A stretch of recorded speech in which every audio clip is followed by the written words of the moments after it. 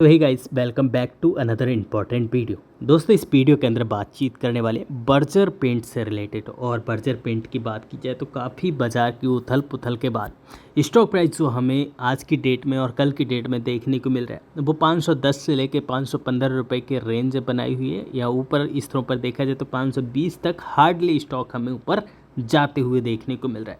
तो ऐसे में काफ़ी ज़्यादा कन्फ्यूज़न यहाँ पर ट्रेडर्स और इन्वेस्टर्स के अंदर आते हुए देखने को मिल रहा है। तो उन्हीं सारे कन्फ्यूजन्स को दूर करेंगे और काफ़ी अहम चीज़ें हम इसके अंदर डिस्कस करने वाले हैं, क्योंकि यहाँ पर देखा जाए तो रेजिस्टेंस यहाँ पर स्टॉक को जो फेस करना पड़ रहा है इन दिनों वो 550 रुपये का है। और इसके बारे में मैंने आपको प्रीवियस वीडियो में बहुत क्लियर कट कहा था कि अगर स्टॉक इसके ऊपर सस्टेन करता है तभी जाके हमें यहाँ पर 600 रुपीज़ के लेवल और इवन 650 रुपीज़ के लेवल देखने को मिलेंगे।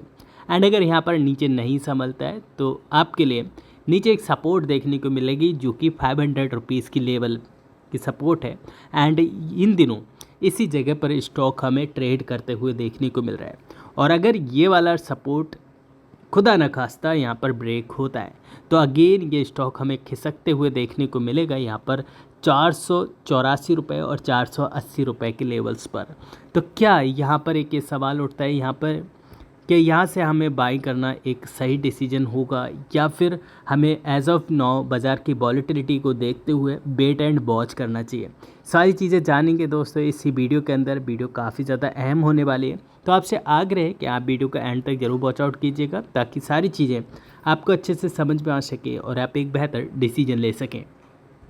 सबसे पहले बात की जाए यहाँ पर इन लेवल्स की कि ये लेवल मैंने क्यों यहाँ पर फाइंड आउट करके रखे हुए हैं। अगर आप इन पर ध्यान केंद्रित करने की कोशिश करेंगे तो यहाँ पर आप पाएंगे कि ये लेवल्स जो हैं ऐसे ही तुक्के में यहाँ पर लगाए हुए नहीं हैं। यहाँ से स्टॉक ने मल्टीपल टाइम्स रिजेक्शन दिखाया है।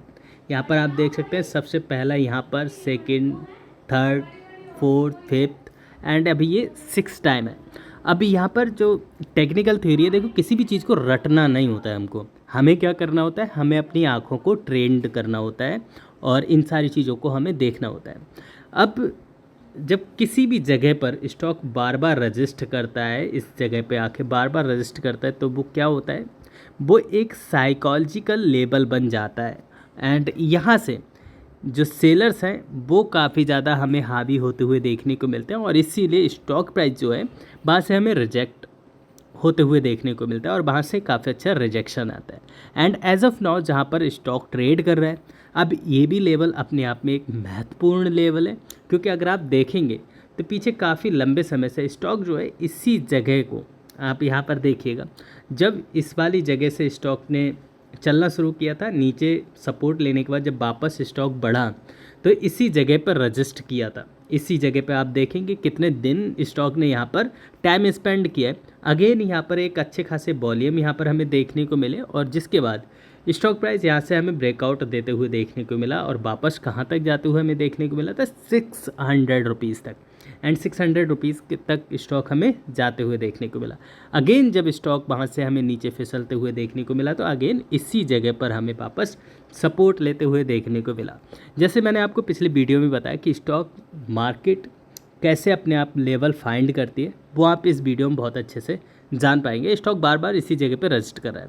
एंड जितनी भी पेंट सेक्टर की कंपनीज हैं, बहरहाल अगर बर्जर पेंट की बात की जाए तो यहाँ पर जो इनका शेयर होल्डिंग पैटर्न है, यहाँ पर आपको काफ़ी ज़्यादा मजबूती देखने को मिलेगी, क्योंकि इनके जो प्रमोटर्स हैं, प्रमोटर्स के पास में यहाँ पर 74.98% की हिस्सेदारी देखने को मिलती है। इट मीन्स सेबी के गाइडलाइन से बिल्कुल मैच करके इन्होंने अपनी हिस्सेदारी को रखा हुआ, बिल्कुल मात्र 0.02% की हिस्सेदारी इन्होंने छोड़ी है ताकि ये सेबी की नज़रों में ना आए।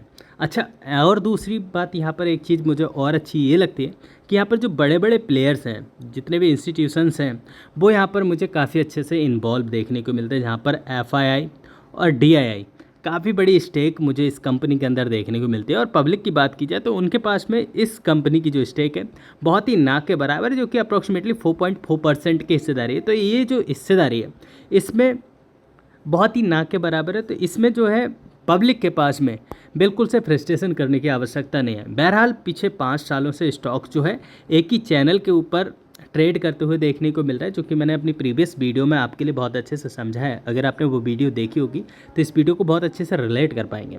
एंड यहाँ पर काफ़ी अच्छे मौके देता है स्टॉक आपको स्विंग करने के। अगर आप देखेंगे यहाँ से यहाँ तक की गिरावट, तो स्टॉक के अंदर हमें अप्रॉक्सीमेटली 38% की गिरावट देखने को मिली। एंड एज ऑफ नाउ नीचे से अगर हम टॉप की बात करें तो यहाँ पर भी हमें अप्रॉक्सीमेटली 25 से 30% के जो रिटर्न है वो आराम से हमें मिलते हुए देखने को मिल रहा है। अब जो स्विंग ट्रेडर हैं वो इन चीज़ों का फ़ायदा उठाते हैं, but as a retail investor हम और आप जैसे लोग वो यहाँ पर हमें फंसते हुए देखने को मिलते हैं। क्यों? क्योंकि हम जो है अपनी आंखों को ट्रेंड नहीं करते हैं।